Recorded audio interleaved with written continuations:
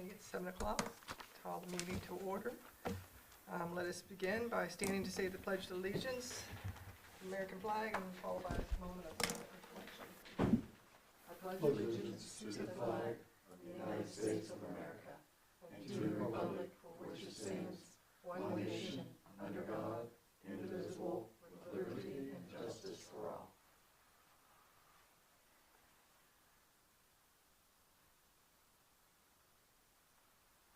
Okay, Ms. Roberts, please call roll.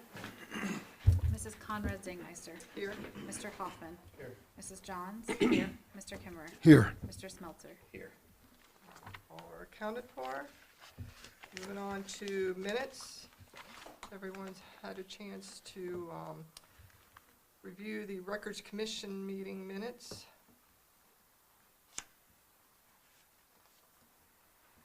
Any questions or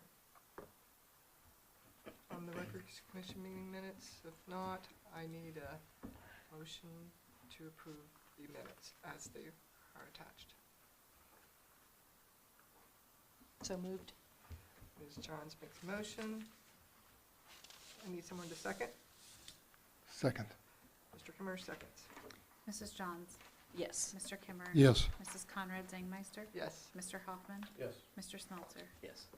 the motion passes. Moving on to the minutes for the regular meeting of June 24th.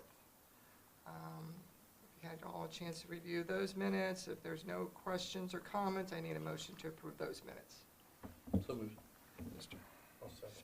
Mr. Schmelzer makes a motion, Mr. Hoffman seconds. Mr. Smeltzer. Yes. Mr. Hoffman. Yes. Mrs. Conrad Zingmeister. Yes, Mrs. Johns. Yes. Mr. Kimmerer. Yes. motion passes. Are there any adjustments to the agenda? I do have one adjustment. Under the new business, 5.6, looking at the supplemental contracts there. Number 18, Jessica Howell, Marching Band Corps Advisor, Group 3, Step 6. I need to remove that one for this evening.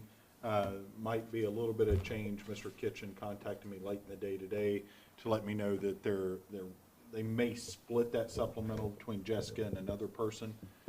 So he requested that we remove that from consideration for tonight until he can get final details of that. So that'd be 5.6, just delete number 18 from the list.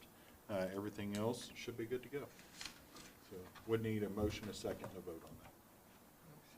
So I need a motion to approve that. So moved, Mr. President. Mr. Kimmerer makes a motion, I will second.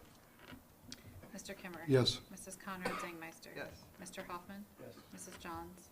Yes. Mr. Smeltzer. Motion passes. Moving on to superintendent updates, Mr. Belleville. Thank you. If I start coughing, I apologize. Allergies starting to get to me a little bit today, so, but appreciate everybody being here this evening. Jump right into it. A few agenda items that I wanted to touch on tonight. First, resignation of Lori Byers.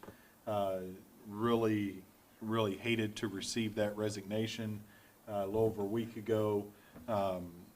Without divulging too much information and some privacy, Lori has a family issue that she needs to tend to, so you keep her and her family in your thoughts and prayers. Lori has just done tremendous work for this district over, I think she was 27 years as a teacher here. Just huge loss for us. We hate to see her go, especially some circumstances beyond her control. So just wanted to publicly thank her and wish her the best moving forward. Definitely a huge loss for us. So also Charlie Roberts.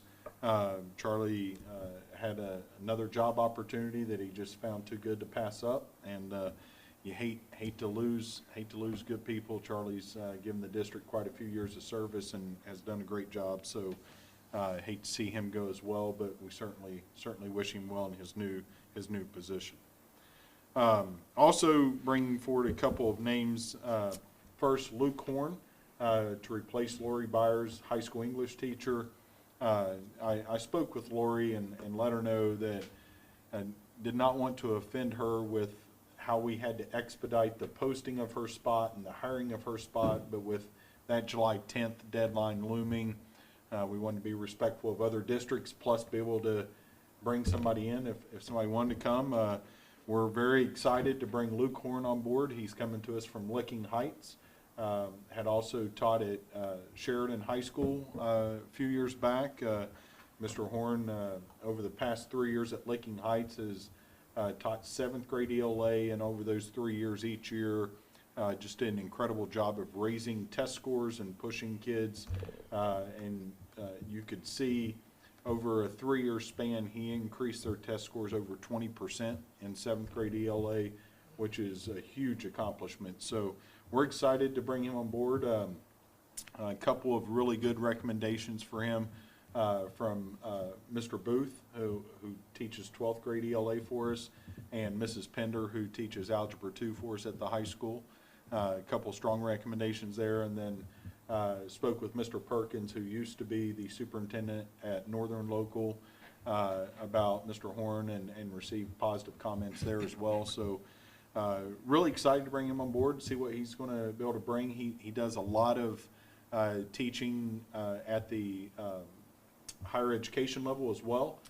Teaches at Columbus State and various places like that, has taught at Hocking College. So we think he'll be able to bring an element of CCP in as well, as once we get him in and explore some of those opportunities. So I think overall a really solid hire for us, especially this late in the summer. So we're very lucky, very blessed to be able to get somebody of his caliber. So really excited about that. And also bringing Tom Holbrook forward to be a new bus driver with us.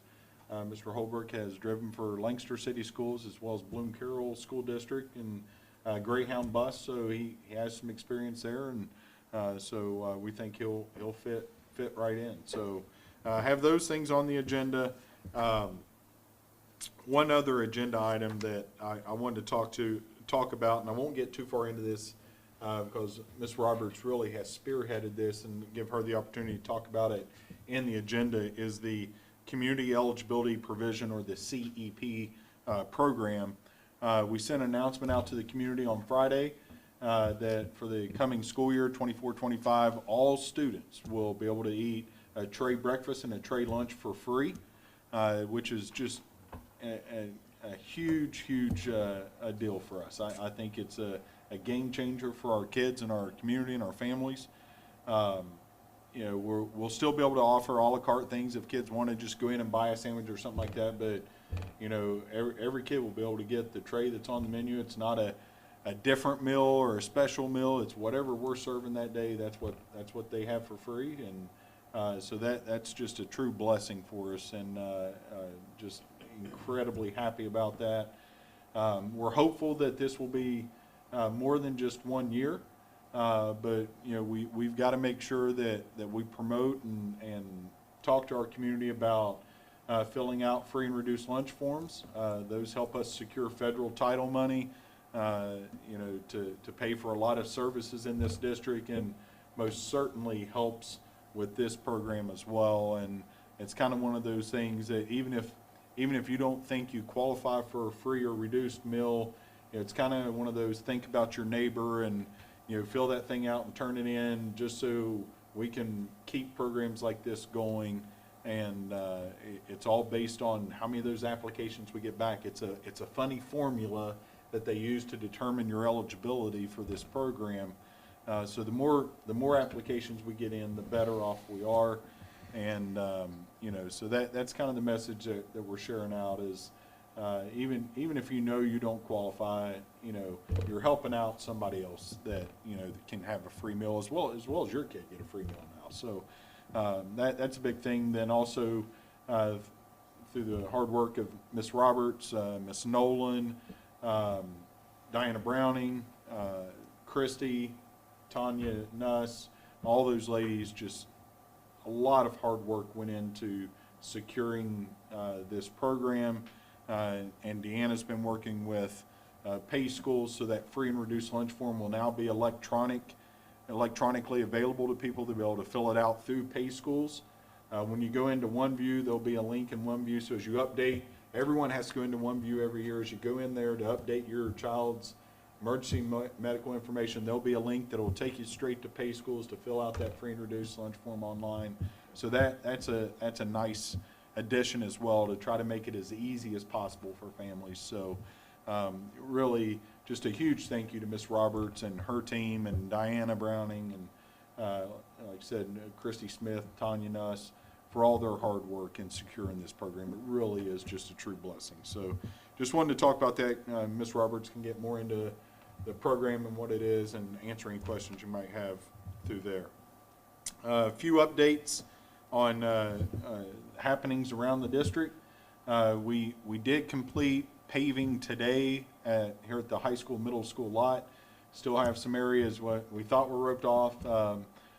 Try to keep cars off up for one more day. Other parts of the parking lot are fine and ready to go, so that's completed today. Drywall was going up in the press box today, so we're moving along on that project. Should be finished with that here in the next week or two, I believe. The middle school gym floor is finished. We have to let it set for a day before we can get teams back on it, so today was that day we need to let it set. High school gym floor is progressing. It should be finished Thursday or Friday this week. A little bit of delay on that. Had some malfunctioning equipment. Mr. Farley, who's doing the gym floor, had 2 sanders burn up in the first day of trying to sand the floor, so that kind of put us behind a little bit. So that floor's coming along, though. You know, we think it'll be really sharp when it's finished. I think it's the first time in about 8 or 9 years that we sanded all the way down to the virgin wood to restain and repaint and some of those type of things that really needed to be done. So there was a lot of buildup on there, and his equipment paid the price. We've had our fields treated and prepped for the start of the season. One of the things we started this year was also doing more treatments on the JV field to have a little bit better playing surface up there. And that field is coming in nicely. It looks really, really good up there, as well as the varsity game field. Chillers. Pleasantville's up and running. Train will be on site tomorrow to do a factory startup of the chiller. It's been running, but they want to put it through its paces and make sure all systems are go there. Bremen is up and running as well, so those chillers are in place. Rushville Middle School, the old chiller was being taken down today, so they'll tear it apart, get it out of there, place the new one, I think either tomorrow or Wednesday. It should be up and running by Thursday, and then next week they'll get started on the high school chiller. Those should all be finished by hopefully I'm going to say July 22nd, somewhere in that neighborhood. All the main chillers would be up and running, and then that will just leave the 2 units that are dedicated to the kitchens at the middle school and high school. They'll finish those up. They'll do the high school first and have it fully functional by August 1st. That kitchen's usually the first one back, as they prep for the back to school meal with staff and some of those type of things, and then Rushville will be finished before the school year starts. So, hard to believe we're just about a month out from the start of school. It's coming quickly, but things are progressing nicely. Floors are being stripped and waxed. Been through the buildings, and our maintenance teams are doing just an incredible job. Buildings are really looking nice. We also had Mr. and Ms. Turkowski come back and paint this summer, so they've been going around the district painting various classrooms and in different areas on campus. So kind of just an ongoing maintenance of sprucing things up and making them look nice as we prepare for the school year. So thank you to those two for coming back and doing that work. So a lot of things going on as we busily prepare for the start of the school year. But that's all I have for this evening. If there are any questions. All right, thank you, Mr. All right. Bellhall. Thank you. We'll move on to recognition of visitors. It looks like we do No not one's have signed any. Okay. Moving on to consent agenda section, the financial items. Ms. Roberts. All right, 3 areas to run through this evening. I do have our year-end financial summary. Overall, for fiscal year 2024, we received $29.3 million compared to $27.4 million last year. The biggest changes were our property tax was up 7%. Our income tax was up 1%, state foundation up 7%, and then one of our major changes was in our other revenue and interest. We actually gained $1.3 million in other revenue. Of that, $1.2 million was in interest this year. It was more than double what we had received last year. So a really, really good year in investment. So just continually watching that and only really keeping the money in certain accounts that we need to just operate the district. Other than that, we're really working with the investments and making sure that those are appropriately invested the right amount of time, so that as maturity dates come about, that we're using the money that we need for any of our major debt payments or anything. So really working with that team to make sure that we're investing appropriately. If we look at our expenditures totaled 29.1 million compared to 25 million last year. The biggest change with that was in our operating transfers out. We transferred out almost $4.6 million compared to 2.9 last year. This was all in the plans, all in the forecast. This is what was transferred into our capital improvement fund. So that was where that falls in an expenditure, which is why we look like we're higher than last year, but it's really in that operating transfers out. Other than that, our salaries were up 7%, benefits were up 10%, purchase services were up 3%, and supplies look like they're up 89%. This is true, but that's because of those major supply purchases that we had forecasted. So it was the band uniforms, our science and social studies curriculum, and then the new science of reading purchase that all fell in the year. Everything as of November was forecasted, and then in the May forecast, the only thing that we had to update was the science of reading that we did forecast that fell into fiscal 24. All of that being said, we ended our cash balance. We ended the year at 17.5 million compared to 17.4 million last year. I had forecasted that we would end at 17,429,000, so right on to forecast. So overall, I feel really good about the year. I think we made some good progress, and that we are now using funds to transfer into capital improvements versus debt retirement. We will still eventually have some funds within debt retirement that, as our dates come up, that we can start paying off some debt, and that when it makes sense to pay off debt, we have a very low interest rate. So right now it doesn't make sense to pay the debt off because we're making more in interest. But we'll obviously continually evaluate that, and if and when the time comes, we'll start paying off that debt when their maturity rates are at the appropriate time. So overall, really good year. I feel good about what we are transferring in future capital investments, just future, kind of the master plan that we've been talking about. But overall, pretty good year. Pretty much came into forecast. And moving on to 25 already. So, any questions on the financial recap? Okay, I'm going to move on to insurance. Our health insurance, our cash balance ended the year at 3.9 million, just under $4 million, compared to 3.2 million last year. We were $706,000 to the positive for the year, so very happy about that, because I know we started the year kind of in the opposite. We started the year with some very high claims, and then leveled out as the months went on. That being said, with that $706,000 to the positive, we are able to hold our insurance premiums for this coming year go forward. So really, really happy with that. I think we're sitting in a good spot, and happy with how health insurance landed. Moving into dental insurance, we ended the year at $231,000 compared to $225,000, so pretty much flat to last year, up 3%. We eked it out about 5,900 over revenue over expenditures for the year. So we did slightly increase our dental insurance for the year, but we had not increased that in quite a while. So we slightly increased it, but not by much. So feel good about both of our insurance programs. Any questions on insurance? Okay. The next thing I want to walk through is actually our food service report. This is our year-end report. There's two reports within food service. So the first one, and I'm going to kind of jump back and forth. The first one is more of an Excel sheet, and then you'll see the next one is our actual summary. Overall for the year, the team served 279,000 meals. This is compared to 260,000 last year. Our revenue was just over $1 million. And then within that, we actually also increased our a la carte. So basically, to what Mr. Belleville referenced a few minutes ago, you can either have a trade lunch or a la carte items, so you can buy, individual items.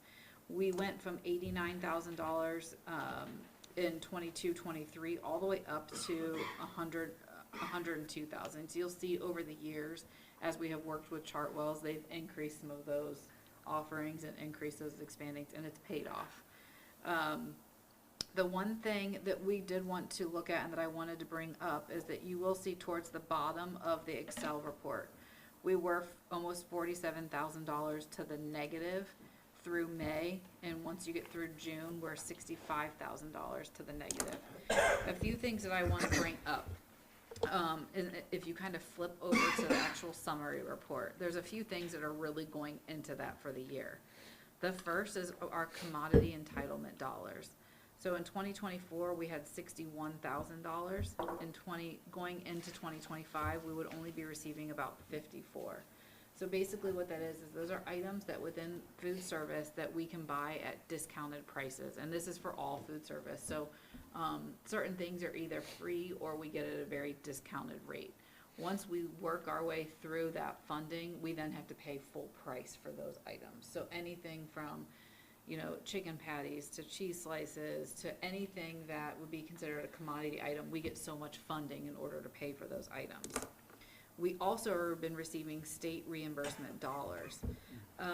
This past year, they were they basically took away 40 cents per lunch and 15 cents per breakfast in reimbursements. So far for 2024, basically it was about $81,000 that we lost in funding. So between those two things, when you look at what we're losing to come out 65,000 below, that's really where that's coming from. And that's in addition to just the inflation of prices. So we're actually set in a really good spot, all that being said, while we're still losing some of the funding. And it's not just us, unfortunately. A lot of districts are seeing the exact same thing. So in addition to that sum of funding, the government also was helping out with supply chain assistance funds. This was strictly due to help offset inflation. So we received this in 23 and in 24, and it is not projected that anybody will receive that in 25. So you'll see we went from 64,000 to 55,000 and then down to 0 this coming year.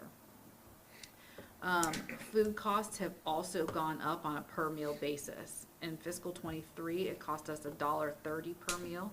In fiscal 24, it was $1.57 per meal. When you project that out over the year, that was a total impact of about $100,000. So all of these things combined, I actually feel like the food service team and Chartwells and Diana Browning's team have done a fantastic job of really keeping menus that the kids want, really reinventing things. They've done some of the fun days of the different specialty menus, but they have really had to work hard to help offset some of this funding that was going away. We also had some leave of absences that we had to cover. So you'll see we also had an increase in labor costs for the year. So all in all, we ended the year at $418,000 in our 006 food service account. Or in our food service fund. That fund basically is a fund that should operate in itself. It's a business within the district. So sitting at 418, I feel really good. We're gonna start seeing some things in food service, just like we've seen in the other buildings, that all of our kitchens are now hitting the same age. They're all roughly 15 years old. So we do have a plan. One of the things that Ms. Browning had to really focus on as she goes through audits is how would we spend that $418,000? Like, what's our plan? What's our capital plan? And when she really looked at, either different ovens or different equipment that she may need over the next few years, that's why we're really holding on to this kitty, to make sure that we can update our kitchens, that we can repair items and replace items as we need them. So I feel really good at sitting at 418. obviously, it's hard to see a $65,000 loss to the year, but when you look at all of this amount of funding that is going away and that has gone away, I feel like 65, as crazy as it is to say, a negative 65 is actually in a good spot. When I talk to a lot of other districts and when we talk to Chartwells and we just look at food service in general, we're sitting pretty much an average where a lot of districts are sitting in what we lost for the year. So while I never, it's hard for me to sit here and say I feel good about that, I think with all the, with all the different things that were thrown at that team, I think overall we ended in a good spot, and that's where we're really happy that we have that 418. We need that cushion. And, as we get into the CEP program and as we look at that, there's some different plans of future and what we're doing. But for right now, that's really reserved for those capital improvements within our kitchens to make sure that we're still functioning. Any questions on food service? That food cost alone is eye-popping. It It's is. no, we see it I in know, what we pay at the grocery, Right. but that's another indicator, like, it is. that's significant. And we're actually, and that's even with the rebates that we're getting through Chartwells. So had we have still been, on our own, while we would have probably been fine, we are getting significant rebates. You can see we received $102,000 in rebates this year, basically based on the contracts that Chartwells has had with the different companies. So with the Tysons, with all of those, based on whatever we spend, we then get so much reimbursement back. And so much, all of the rebates. So it would have been even higher than that had we have not have had those rebates, and not been able to take advantage of their major contracts throughout the country. So it's staggering. It is, that's where I'm saying, like, while I'll never sit here and say, oh, I'm happy about, being down 65. When you look at all of this stuff, it really puts it in perspective of what that team has had to do and what Diana has had to really work on and keep her finger on to make sure she's using every source of funding that we can use. I think she's done a really good job of that, so. A 20% increase, that's hard to forecast, but you can't predict that, so. Exactly. That's impressive. Yeah. So.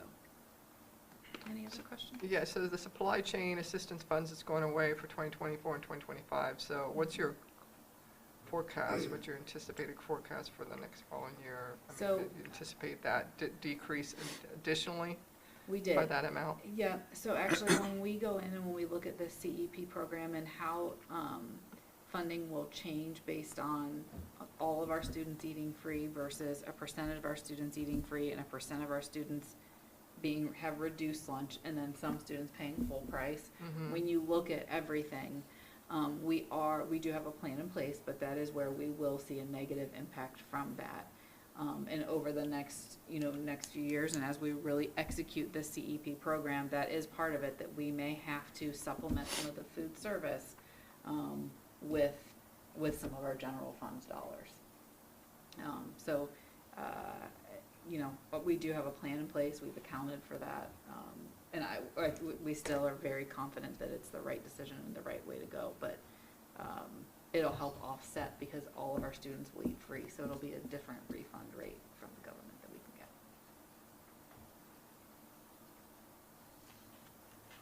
Any other questions? Okay, that's all I have then for the financial area this evening. Thank you, Ms. Roberts. I need a motion to approve the consent agenda items as recommended by the superintendent and treasurer. So moved. Mr. Smeltzer makes a motion. I need someone to second. I'll second. Ms. John seconds. Mr. Smeltzer? Yes. Mrs. Johns? Yes. Mrs. Conrad Zangmeister? Yes. Mr. Hoffman? Yes. Mr. Kimmer? Yes. Motion passes. Move on to the new business section. 5.1, the food service CEP program. Ms. Roberts, did you want to expand more on Sure. this? So we mentioned in here, this is a pilot program. This will allow all of our students to have free breakfast and free lunch beginning this school year. One of the ways that we really need to make sure that we are set up in order to continue this program is that we continue to gather the free and reduced forms. Mr. Belleville mentioned it. It will now be an online form that anytime somebody is in pay schools, It will be a pop-up to remind everybody to fill that form out. And Mr. Belva mentioned it, but it's very important that even if you don't believe that, even though every student will be receiving free breakfast and lunch, even if you wouldn't normally receive that free breakfast or free lunch, still fill the form out. This helps other funding within the districts. It helps our Title I funds. So we really need to make sure that, we help our community and we help our neighbors and we continue to monitor that. That being said, we are very excited. I think the team has really done a great job of really looking at every single scenario of, okay, what may happen in the future? How are we looking at this? What's the funding going to look like? But basically what this means is that we can now turn in every student as a free student to get funding from funding for our food service program. Now, we know that there's certain numbers and there's certain formulas within that that we can basically apply to see what our revenue back and what our funding rates back will be. Students will still have, and teachers will still have the option to buy a la carte items. So those items will continue to have to be purchased. However, the trade, breakfast, and lunch is what will be free. So really excited about it. We've worked a lot with Chartwells. We've worked a lot with our consultants, our forecasting consultants within, looking at our state funding and just looking at how this will impact the district. And overall, we feel very strongly and really excited of what the positive impact this could have for the community and just for our parents and for our students. And any student that wants a free meal at breakfast or lunch will have that opportunity. And really excited to roll that out. So like we mentioned, this will be a pilot program. So, we're really looking at it for this coming school year. We hope to continue this program, but the more, the more community involvement we get, the more of a likelihood that will be to keep that going. Has there been any other thoughts about, I know you talked about the electronic, on the webpage and everything. Has there been any other talk of any other ways to get the message out during the year, beginning of the year? Well, we do some contact. It'll be in the newsletter that goes out towards the start of the year. It's on the webpage, social media. We did the all call. Once the year starts and people start turning in those applications, anyone who hasn't turned it in, we do reach back out to them, Okay. whether it's building principal or Diana Browning, her team. So we'll reach out to people individually. Or send letters home, especially with young kids, send letters home or do another phone call going out, just reminding people. So, yeah, When's we'll, the deadline for all those forms to be in? there is no deadline right now. Yeah, you can, because at any point in time, if somebody's, for whatever reason, something were to change, you can continually reapply. If something were to change with income or with a household or whatever it may be, you could reapply and then that status could change at any given time. And the nice thing with Pay Schools also is that it's instant. So it's instant that family can see what they would get back. Now, for us, all of our students will eat for free. So even if it were to come back and say, nope, you don't qualify for this, our students are still eating for free. So it's, but it just is where it will help other funding within the district based on what they turned in. If there's a life event or something in the middle of the school year that changes a family's financial situation, they can redo the application right then and it updates. So. Yeah.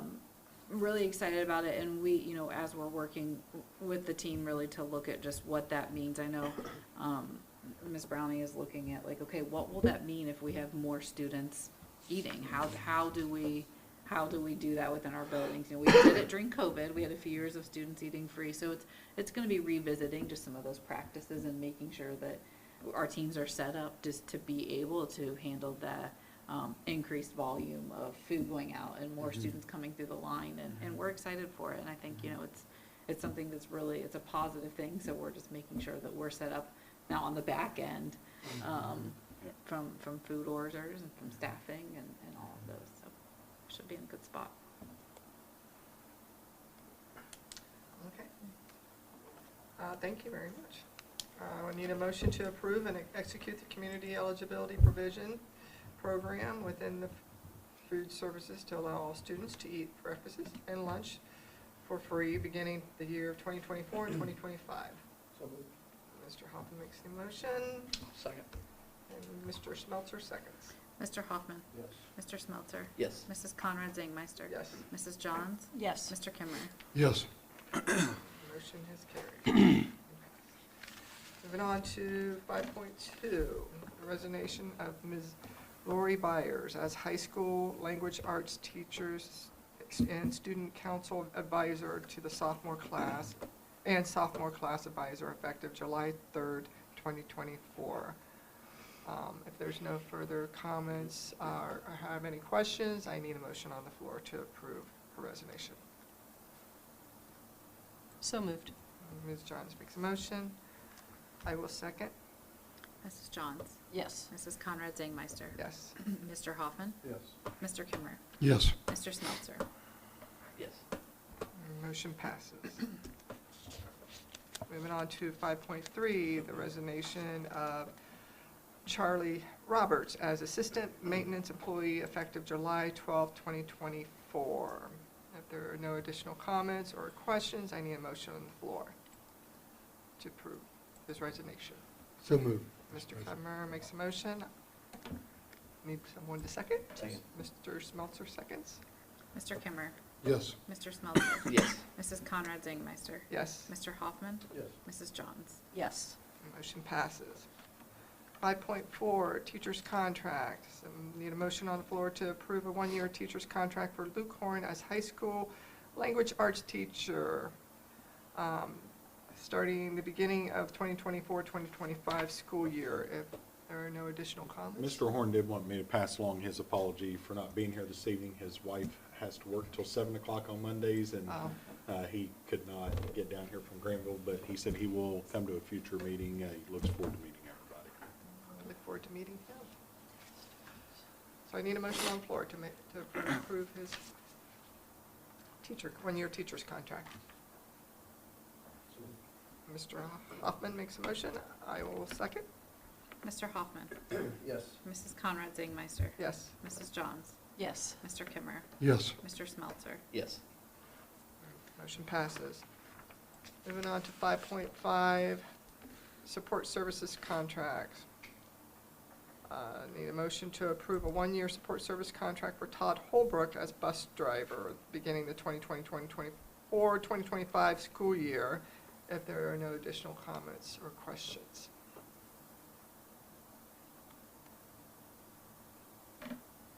So moved. Mr. Kimmer makes a motion. I need a second. I'll second. Ms. Johns seconds. Mr. Kimmer. Yes. Mrs. Johns. Yes. Mrs. Conrad Zangmeister. Yes. Mr. Hoffman. Yes. Mr. Smeltzer. Yes. Motion passes. 5.6, personnel services, supplemental contracts. Need a motion to approve the personnel services and supplemental contracts as presented, minus item number 22, Jessica Howell, summer 18. music. 18. Item 18. She's on there twice. Oh, she's on there twice? Yes, ma'am. Yes, ma'am. Okay. Item 18. Minus item 18, Jessica Howell's marching band corps advisor, group 3, step 6. So moved. Mr. Smeltzer makes a motion, I will second. Mr. Smeltzer. Yes. Mrs. Conrad Zangmeister. Yes. Mr. Hoffman. Yes. Mrs. Johns. Yes. Mr. Kimmer. Yes. Motion is passed.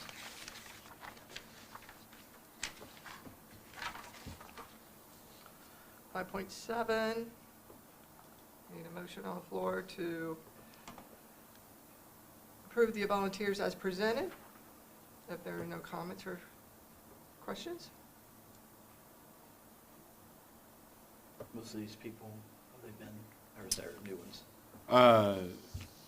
Coach Fox has been with club soccer for the past several years and has headed that up.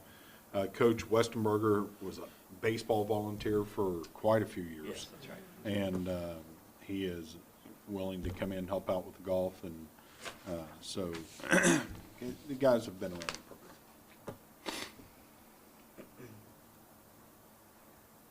I'll move to approve.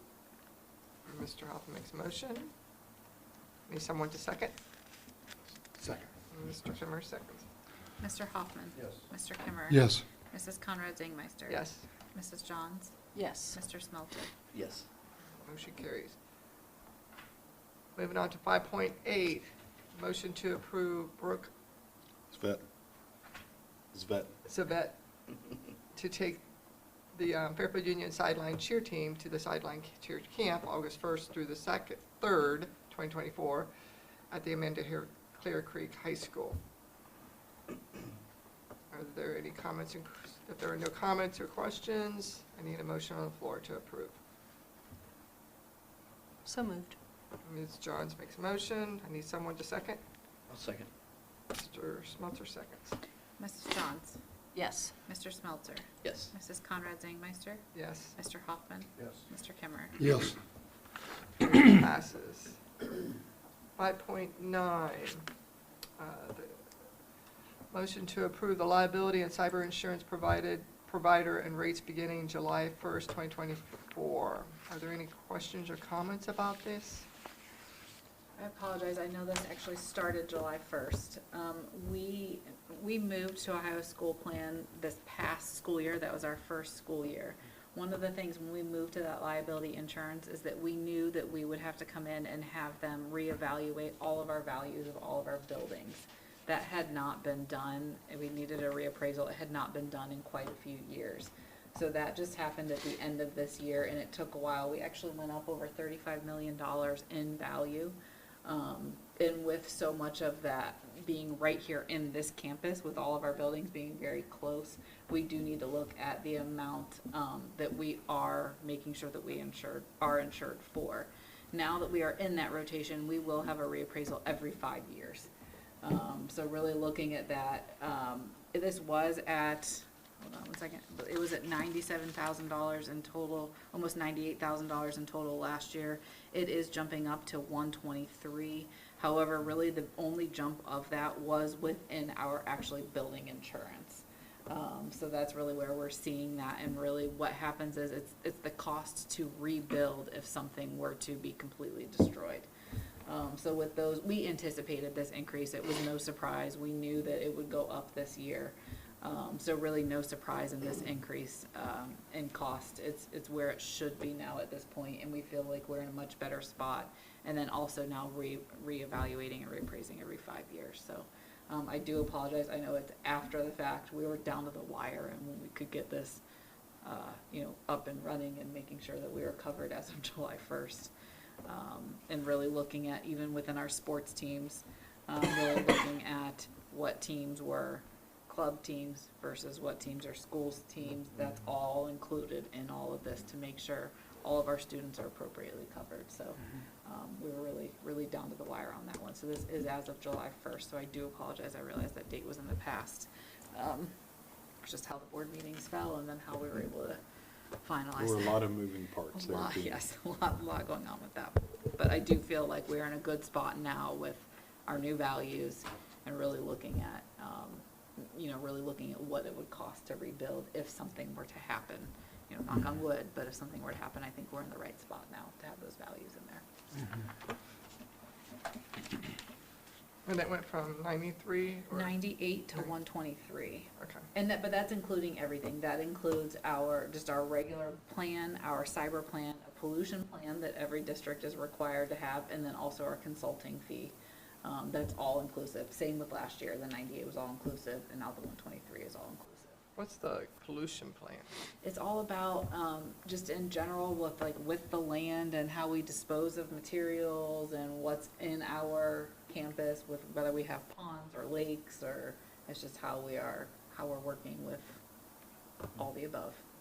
So it's a requirement that we have. It's just a separate, for whatever reason, it's a separate part of the Endorsement of insurance. some sort to Yeah. the insurance policy? Say that Is it an endorsement of some sort, like a coverage of an endorsement to the main I'm- liability insurances? I'm not sure. I don't know when you say endorsement, I'm not. Like, is it a separate policy from or is it all wrapped in this one policy? It's a separate, so the policies are all together within one carrier, but it's a separate standalone policy that we're Okay, required to have. that's what I want. It's Yep. not an endorsement, it's not additional to the main policy. Right. And with one of the reasons it's required of schools to carry a pollution policy are the chemicals that we store in the facilities, whether it's cleaning agents or, in our science classrooms. The best example I can give you is once upon a time, we had mercury in our classrooms, and there was a rather large spill at the high school, and it required hazmat to come, and so you have to have insurance to help protect for those type of things. For us, also because we apply chemicals, whether it's fertilizers or weed killers, those type of things. So all of those are things that we have to carry an insurance for in case something happened, that there was some sort of spill or contamination that we had to bring in a hazmat or something like that to clean up whatever mess was made, so.